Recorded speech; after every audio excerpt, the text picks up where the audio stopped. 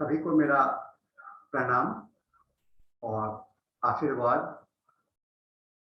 बहुत लंबे समय के पश्चात हम लोग इस मीटिंग को पुनः चालू कर रहे हैं और मुझे उम्मीद है कि धीरे धीरे और भी सदस्य इसमें आते जाएंगे।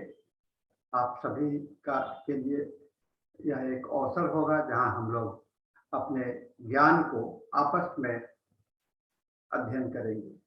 साथियों, एक बात तो तय है कि हम लोगों को हमेशा पढ़ते रहना चाहिए और जब हम मेडिकल लाइन में ज्वाइन करते हैं, जब मेडिकल लाइन में हम आते हैं तो यह आवश्यक होता है कि हम लोग उसमें निरंतर अध्ययन करते हैं। चिकित्सा विज्ञान एक ऐसा सिस्टम है, एक ऐसा पद्धति है जहां आप कितना भी पढ़ लेते हैं, BHMS पढ़ाई के बाद, MD करने के बाद, फिर भी हमें निरंतर पढ़ते रहना पड़ता है।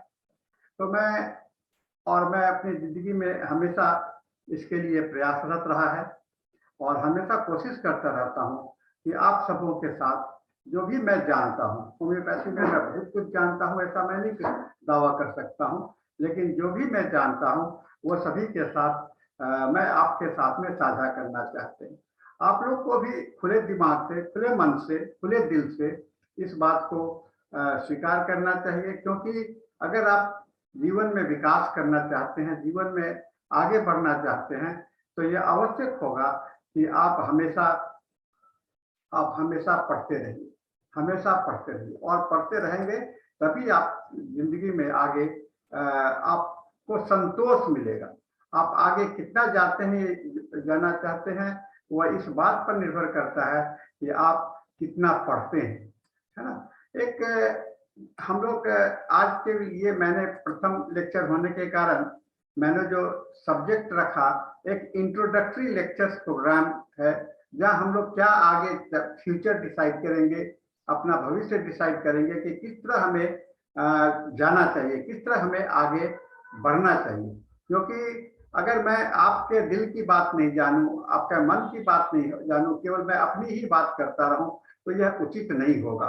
इसीलिए आपसे मैं अनुरोध करूंगा कि आप चैट बॉक्स में, और अभी कुछ समय हम लोगों को मिलेगा, हम लोग आपस में शेयर करना शुरू करेंगे, बात करना चाहेंगे। मैं सबको अनम्यूट कर दूंगा और आप सभी कोई अपने मन की बात जो रखना चाहते हैं रखें। आज के इस इंट्रोडक्शन के लिए मैंने सोचा कि होम्योपैथी इतना विशाल सागर है, अथाह सागर है, और इस अथाह सागर में गोता लगाने के लिए हमारे पास में कोई हथियार है कि नहीं है। और जब आप मेट्रिया मेडिका पढ़ते हैं, जब आप रिपोर्टरी पढ़ते हैं, आप जो भी विषय को आप पढ़ते रहते हैं, तो हमेशा आपके मन में एक अधूरापन का एहसास होता है। लगता है कि मैं कंप्लीट नहीं जानता हूँ। अपने एक शिक्षक होने के नाते भी मैं अपने किसी के साक्षात्कार के समय में, ओरल क्लासेस के एग्जामिनेशन के समय में, जब मैं छात्रों से पूछता हूँ कि आप दवा कौन सा पढ़ के आए हैं, तो कहते मैं तो सब पढ़ के आया हूँ। मैं पूछता हूँ कि आप कौन सी दवा आपको सबसे अच्छा ज्ञान है, आप उसके केवल मुझे 5 कैरेक्टरिस्टिक सिम्टम्स बता दीजिए। मैं बता दूं, मुझे काफी निराशा मिली। कोई भी छात्र, मुझे 400 बच्चों में कोई भी एक बच्चा मुझे ऐसा नहीं मिला जो कि वो MD में एडमिशन लेने के लिए आए थे, और कोई भी बच्चा मुझे ऐसा नहीं मिला जो कि 5 का 5 लक्षण, कोई 1 पर रुक जाते थे, कोई 2 पर। ऐसा क्यों होता है? क्योंकि हम दवा के पूरे तस्वीर को अपने मन में आत्मसात नहीं कर पाते हैं। पूरे दवा को एक टोटलिटी में हम नहीं देख पाते हैं। हम सिर्फ उसके एक लक्षण के आधार पर देखते हैं। नक्रोमिका है तो इसके लिए है, बेलिस पर है तो इसके लिए है, बेरबेरिस है तो इसके लिए, ऐसे दवा पढ़ते हैं। ये होम्योपैथी तो है नहीं। होम्योपैथिक एक थेराप्यूटिक अप्रोच है, और थेराप्यूटिक अप्रोच में आपको यह मतलब नहीं होता है कि हम दवा के नाम से बीमारी के नाम। थेराप्यूटिक एक अप्लाइड सिस्टम होता है, जहां की आप सिद्धांतों का अनुपालन कैसे करते हैं। जब आप होम्योपैथी की बात करते हैं तो हमारा सिद्धांत आता है कि हमारे पास में कितने लक्षण हैं, उस लक्षण में चरित्रगत लक्षण कितने हैं, और उन चरित्रगत लक्षण के आधार पर आप दवा का चुनाव करते हैं। एक लक्षण से किसी भी रोगी को नहीं पहचाना जा सकता है, एक लक्षण के माध्यम से किसी भी दवा हम किसी भी दवा को भी नहीं समझ सकते हैं। आप मित्रा मेडिका में देखते होंगे, कोई भी मित्रा मेडिका जब पढ़ने के लिए बैठते हैं तो मन में एक अधूरापन बना रहता है।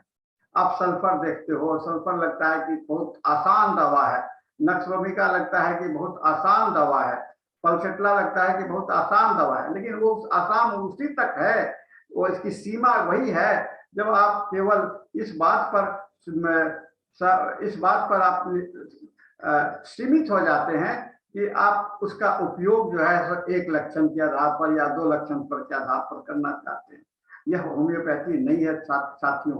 होम्योपैथी के लिए यह आवश्यक है कि हम अपने आप को निरंतर एक प्रयासरत रहें, अपने आप को हमेशा आगे होम्योपैथी के सिद्धांत को अनुपालन करें। अगर सिद्धांत नहीं है तो होम्योपैथी नहीं है, या कोई भी सिस्टम ऑफ मेडिसिन अपने सिद्धांत के अनुकूल ही काम करता है। अगर वह सिद्धांत नहीं है तो वह आपका होम्योपैथी वह पैथी, उसको लोग पैथी नहीं कर सकते हैं या सिस्टम नहीं कर सकते। सिस्टम का मतलब क्या होता है? सिस्टम का मतलब सिर्फ इतना ही होता है कि हम एक नियम, एक प्रणाली, एक सिद्धांत के आधार पर कार्य करें। एक सिद्धांत, और सभी के जीवन में एक सिद्धांत होता है, और उसी सिद्धांत के अनुकरण के लिए आप इस होम्योपैथी में ज्वाइन किए हैं। आप होम्योपैथी विधा से अपने आप को, जीवन के व्यवसाय को, जीवन की यात्रा को पूरा करना चाहते हैं, तो होम्योपैथी में आत्मसात होने के लिए, होम्योपैथी के साथ में आपको एक साझा करने के लिए आपको तैयार रहने पड़ेगा, और इसके सिद्धांतों के साथ में कोई भी समझौता नहीं करना पड़ेगा। आपको इसके सिद्धांतों को लेकर के चलते रहना पड़ेगा। तो साथियों, इस चीज को हम लोगों को मनन करना चाहिए कि हम कैसे कर सकते हैं। जहां महासमुद्र से एक दवा का चुनाव करना और एक दवा के पास में आ जाना, यह कठिन काम नहीं है, क्योंकि डॉक्टर हैनीमैन जो अपने मित्रा मेडिका का आविष्कार किए थे, पहला मित्रा मेडिका लिखे थे, मित्रा मेडिका प्यूरा, उस लक्षण में भी उनके पास में सीमित दवाइयां थी, बहुत ही लिमिटेड नंबर। आज आपके पास में 5000 से ज्यादा दवाइयां हैं, और हर एक दवाई में हजारों हजार लक्षण हैं, और सभी को आपके, और आप उस समय की बात याद कीजिए जब डॉक्टर हैनीमैन अपने समय में कुछ ही दवा को लेकर उनको भी दिक्कत हुआ करता था। वह उसको सभी दवा के लक्षण को दिमाग में नहीं, क्योंकि हमारे दिमाग जो है तो उसका जो कॉन्शियस लेवल है, उसका जो आपका जो व्यवहारिक पटल है, वह व्यवहारिक पटल जो है तो अपने आप में एक सीमा है। क्योंकि आपका माइंड जो है, एक मनुष्य का दिमाग है, वह 3 भागों में होता है। एक कॉन्शियस भाग होता है, एक सब कॉन्शियस भाग होता है, और एक अनकॉन्शियस भाग होता है। तो कॉन्शियस भाग जो है तो वह केवल बहुत ही छोटा है, खूब छोटा दायरा है। आप जो देखते हो आपके सामने में जितना है वह बहुत ही सीमित है, और कॉन्शियस के आधार पर ही आप सब कॉन्शियस का इस्तेमाल करते हुए आप कोई निर्णय लेते हैं। कॉन्शियस को, यानी कि अपनी चैतन्यता का इस्तेमाल करते हुए आप किसी निर्णय पर पहुंचते हैं। तो आपकी सीमा, मैं अक्सर कहा करता हूं कि एक साइकोलॉजी के अंदर में जो अध्ययन किया गया है उसमें कहा जाता है कि मनुष्य अपने आप को कितना जानता है, तो वह केवल 7% केवल जानता है। बाकी 93% क्या है? 93% एक ब्लैक बॉक्स है। 93% उसका अनकॉन्शियस माइंड है, जहां की वह स्टोर है, वास्ट स्टोर है, दिमाग में है बात, लेकिन वह आपको सामने में नहीं आता है। जब आपके पास में रोगी आ जाते हैं तो आपको लगता है, एक लक्षण के आधार पर आपको लगता है कि यह दवा हो गया, दूसरे लक्षण के बाद देखने के बाद लगता है कि यह नहीं है। आप एक कंफ्यूजन में हो जाते हैं कि यह दवा दे कि वो दवा दे, और जब नहीं होता है तो हम लोग मिक्सचर का सहारा लेते हैं, जो कि होम्योपैथिक पद्धति के अनुकूल नहीं है। अनुकूल होने के लिए हमें उसके अनुरूप जाना पड़ेगा, टोटलिटी में जाना पड़ेगा, क्योंकि डॉक्टर हैनीमैन, डॉक्टर डॉनिगिसन ने कहा है, बता रखा है कि patient is never indicated by a single symptom however peculiar he may be. कितना भी पिक्यूलियर क्यों ना हो, पेशेंट एक लक्षण के माध्यम से नहीं जाना जा सकता है, उसे एक टोटलिटी में ही देखना पड़ेगा। टोटलिटी का मतलब क्या होता है? टोटलिटी से हम लोग नंबर से गिनती नहीं करते हैं। एक ऐसा लेक्चर, ऐसा तस्वीर जो आप ऐना में देखते हैं चेहरा अपने आप को, तो वह आपको ऐना के स्वरूप में, चेहरा के स्वरूप में वह आपको दिखलाई पड़े, है ना। टोटलिटी चेहरा के आप ऐनक में आपका एक प्रतिबिंब के रूप में दिखलाई पड़े, जिसके आधार पर आप दवा का चुन सकें। और एक मैं बता दूं, एक लक्षण से किसी भी आदमी का चेहरा नहीं हो सकता है, देख नहीं समझ सकते हैं, क्योंकि एक दिन में ही, पूरे 24 घंटे में ही आपके मूड बदलते रहते हैं, आपके मन में अनेक विचार आते रहते हैं, आपके पास में इच्छाएं बदलती रहती हैं कभी ये, और आप अपने चिंता, अपने सारे चीज के साथ में आप चलते हो। उस सभी में एक लिमिट होता है, उस सभी के अंदर में जो एक विस्तार होता है, वो बहुत इंपॉर्टेंट है, वो बहुत महत्वपूर्ण है। और उसको आत्मसात करना, यानी कि सभी को देख करके आप किसी के चेहरे को कैसे याद रखते हैं? मैं देखता हूं कि आपका चेहरा है, और मैं आपसे जब से मिला हूं तो थोड़े थोड़े तो परिवर्तन हो रहे हैं, मेरे चेहरे भी बदल गए उम्र के साथ में, लेकिन आप मुझे मेरे कितने भी बदलाव आ गए। किसी छात्र ने मुझे फोन किया कि सर आप बहुत दुबले हो गए हैं, और मैं पूछा कि आप कितने दिन के बाद में देख रहे हो? तो सर मैं तो काफी वर्षों से के बाद में देखा हूँ, फिर भी आप तो हमें पहचान में आ गए कि आप हम वह हैं। और लेकिन एक चीज है कि आप में बदलाव, तो बदलाव आया, लेकिन मेरा रूप वही का वही रह गया। बदलाव आ गया, मेरे जीवन में बदलाव आ गए, मेरे बाल पक गए, मेरे शरीर से मांसपेशियां घट गई, सारी चीज आए, लेकिन मेरे अंदर में जो मूल चीज है, मूल प्रतिबिंब, वो नहीं बदला। एक छोटी सी कविता बचपन में हम लोग पढ़ा करते थे, child is the father of man. एक शिशु, एक बच्चा जो है सो अपने पिता का पिता होता है ना, फादर ऑफ मैन अपने पिता का होता है। यानी कि उसके आपके जो बचपन में जो आपका स्वरूप था, वह बचपन का स्वरूप आपके जीवन पर्यंत रहता है, वहीं तक चला जाता है, और वही आपका मूल है, वही आपका वाइटल प्रिंसिपल है। और इस वाइटल प्रिंसिपल को देखने के लिए आपको शरीर का सहारा लेना पड़ता है। हम वाइटल प्रिंसिपल को कैसे देखेंगे? हम वाइटल प्रिंसिपल को शरीर के माध्यम से देखते हैं, क्योंकि वाइटल प्रिंसिपल अदृश्य है ना, अदृश्य है। तो हमारा होम्योपैथी में जो अध्ययन है, होम्योपैथी का जो सिस्टम है, वह दृश्य के माध्यम से अदृश्य को देखना और अनुमान लगाना।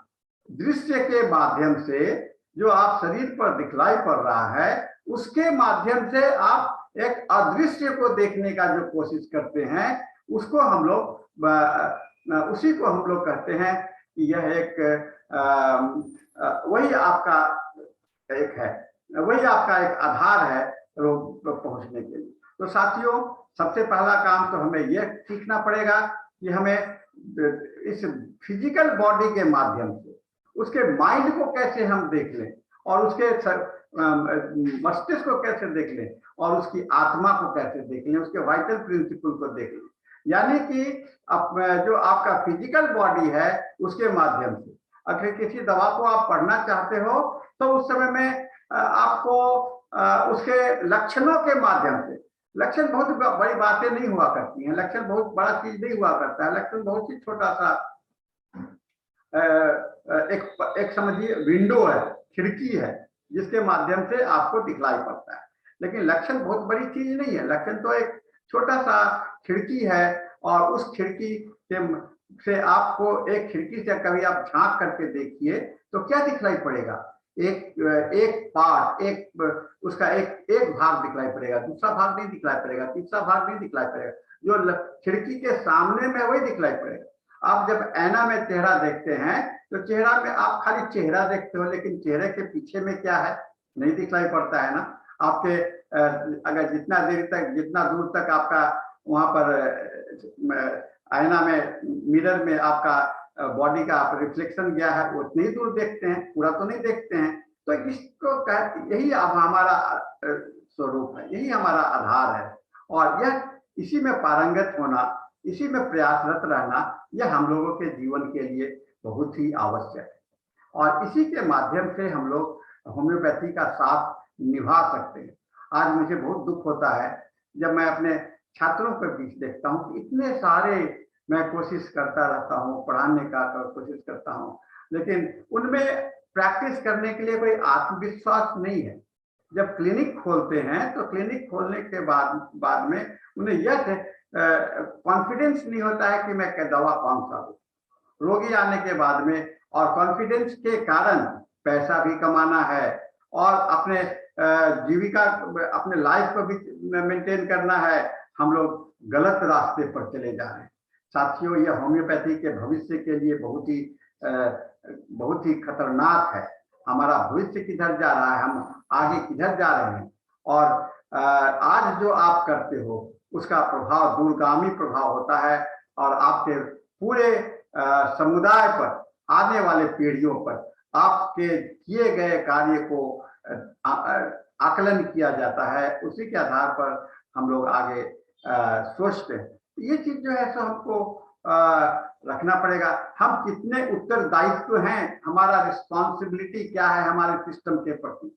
सिर्फ पैसा कमाना नहीं, वो तो हम मिलता हमारा फल है, लेकिन इसके जो मिलता है उसके लिए हम क्या कर रहे हैं, हमारा क्या कंट्रीब्यूशन है। तो हम कम से कम गलत तो नहीं करें। पहला तो ड्यूटी ये है कि हम गलत तो नहीं करें, जो है उतने में करें। और ये ऐसा तो नहीं है कि हम पेट से सीख के आए हैं। मैं भी आपके जैसा, आप लोगों के जैसा एक स्टूडेंट रहा, पढ़ाई करता रहा, अध्ययन करता रहा, और करते करते करते आज इस स्थिति में है कि थोड़ा बहुत मैं होम्योपैथी के पास में आया।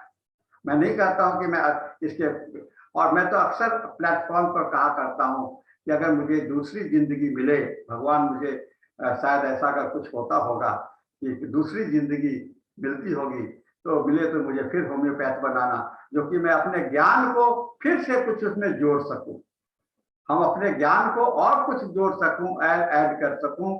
यह है, क्योंकि मैं इस जीवन में तो कंप्लीट, मैं जितनी बार कोई दवा को पढ़ता हूं, मेडिका में जब मैं जितनी बार दवा को पढ़ता हूं, उसमें एक नयापन नजर आता है। क्यों ऐसा होता है?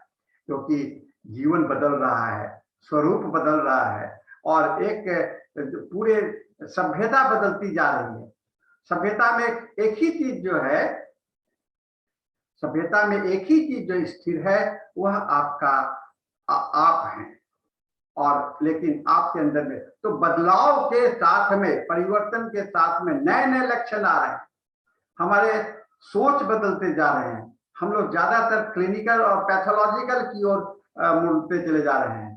डॉक्टर हैनीमैन ने पैथोलॉजी की बात नहीं करी थी, लेकिन ऐसा उन्होंने पैथोलॉजी को नकारा भी नहीं था, नहीं कहा, क्योंकि उस समय पैथोलॉजी बहुत लिमिटेड था।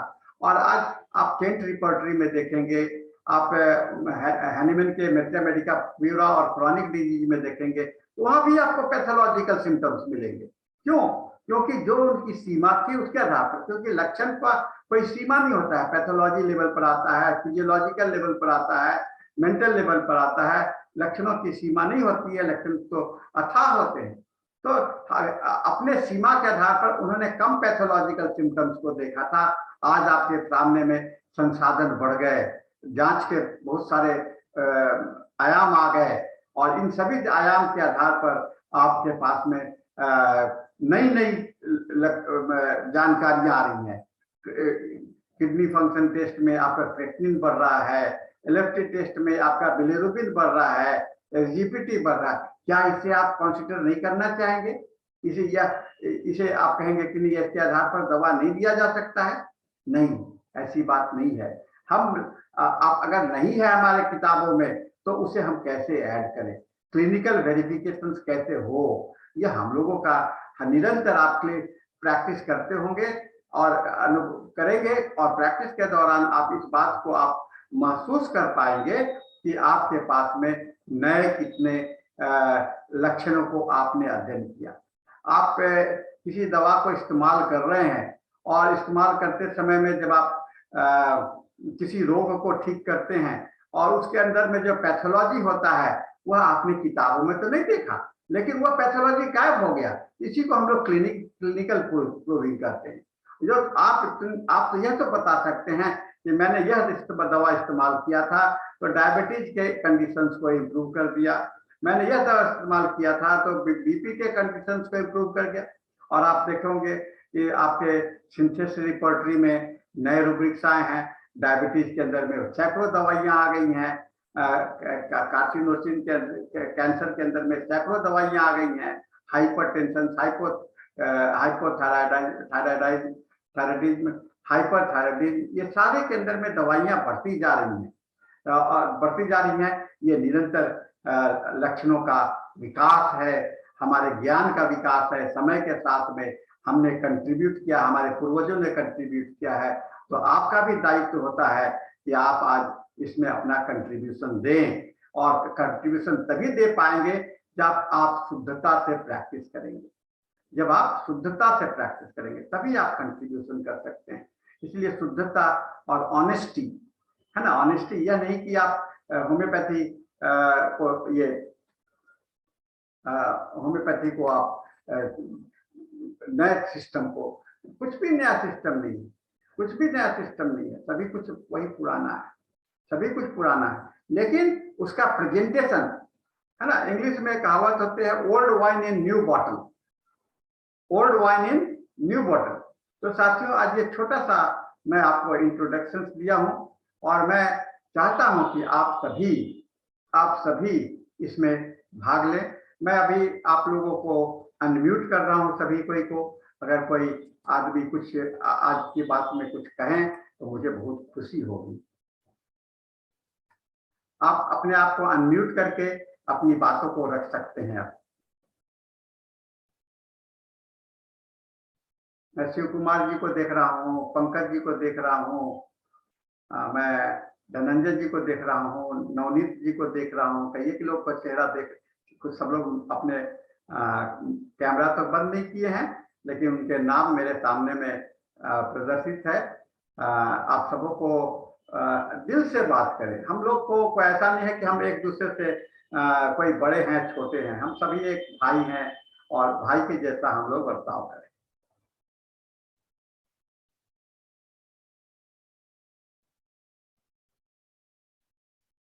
आज हम देख रहे हैं कि आज हमारा अटेंडेंस पहला क्लास है तो हमारे पास में 12 से 15 तक गया है अटेंडेंस। कुछ आते जाते रहे हैं, शायद उनका नेटवर्क प्रॉब्लम होगा, तो ऐसा होता रहता है। लेकिन जब रेगुलरिटी आती जाएगी, हम लोग रेगुलर होते जाएंगे तो हम लोग और भी पढ़ेंगे। क्योंकि कई लोगों ने मुझे कहा कि सर हमको बैठना, हम लोगों को बात करनी चाहिए। तो यह सभी तक मैसेज फैलाइए आप लोग कि आप लोग आइए, सभी को इसमें भाग लीजिए। और इसका हर एक मंगलवार को हम लोग निश्चित रूप से मिले। एक दिन तो सत्संग करने का मौका मिले, है ना, एक दिन सत्संग करने का मौका हम लोगों को मिलते रहना चाहिए। तो शिव कुमार जी कुछ बताइए, आपका मैं चेहरा देख रहा हूँ। अपने आप को अनम्यूट कर लीजिए, आप अपने आप को अनम्यूट कर लीजिए। हाँ सर, सुने, बहुत अच्छा लगा और आगे भी क्लास अटेंड करेंगे। आज तो इंट्रोडक्शन है ना सर? आज इंट्रोडक्शन है, मैं सोचा कि चलो सर एक लीक से हट के क्वेश्चन है। हाँ, एक लीक से हट के क्वेश्चन है। हाँ, ये ट्रांसमिशन जो करते हैं जी जी, क्या पुराने बाल को हम दोबारा यूज कर सकते हैं? सर मेरा अनुभव यह है कि मैं आज से 25 साल पहले जिस रोगी का बाल लिया था वह रोगी का बाल आज भी मैं यूज कर रहा हूँ। नहीं, एक उस बाल को हम किसी दवा में डाल चुके हैं, मान लीजिए हम फलसेटला में डाल चुके हैं, अब हमें जो है सो नक्श में डालना है, तो दूसरी बाल ही होगी कि वो बाल यूज हो सकता है? बिल्कुल हो सकता है, वही बाल यूज होगा। आप खाली उसको थोड़ा सा साफ करके कुछ सुरक्षित जगह पर रख दीजिए तो उसका यूज होगा। जी जी जी सर, जी सर।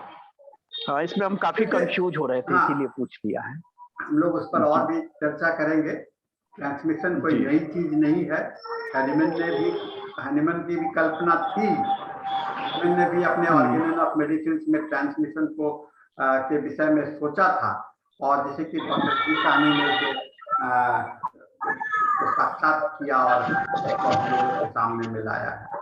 चलिए, अपने देश की बात है, और आज हमारे मैं देख रहा हूँ कि पूरे विश्व में हमारे इसको फॉलो करने वाले लोग, इसको उपयोग करने वाले लोगों की संख्या बढ़ती जा रही है।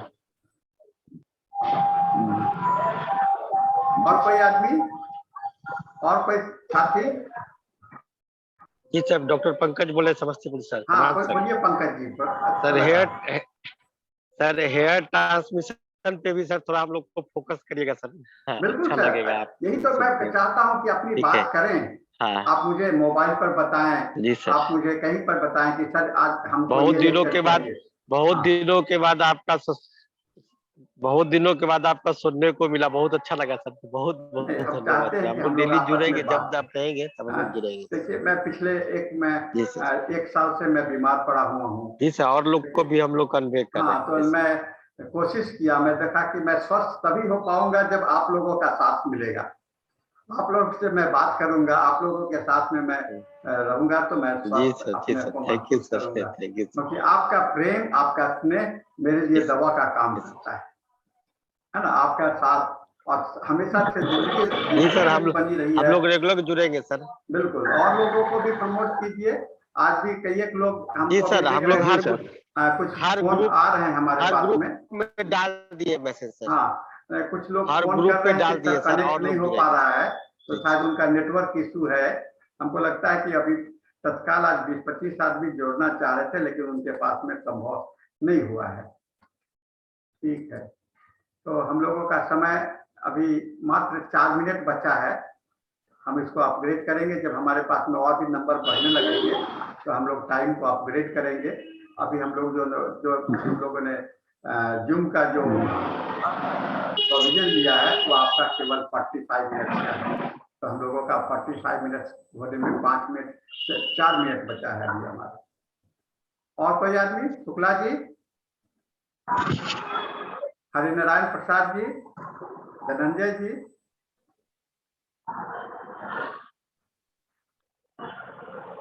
हाँ हरिनारायण जी, नमस्कार।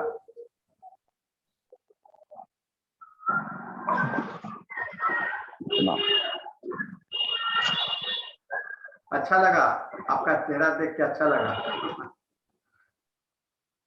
आप अनम्यूट कीजिए हरिनारायण जी, अपने आप को अनम्यूट कीजिए, अनम्यूट कीजिए। हाँ, आवाज नहीं आ रही है, आवाज नहीं आ रही है, आप अपने आप को अनम्यूट कीजिए।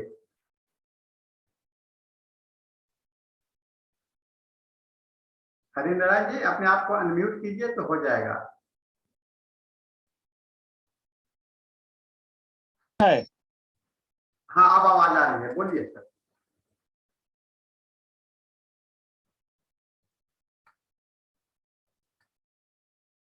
आ जाइए, बोलिए।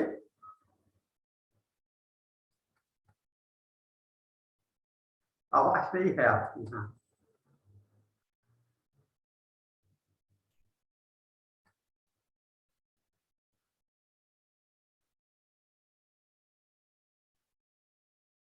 कुछ लोग और जुड़ रहे हैं, लेकिन लगता है कि अब हम लोग समय समाप्त। आवाज नहीं आ रही है आपकी, आपकी आवाज नहीं आ रही है।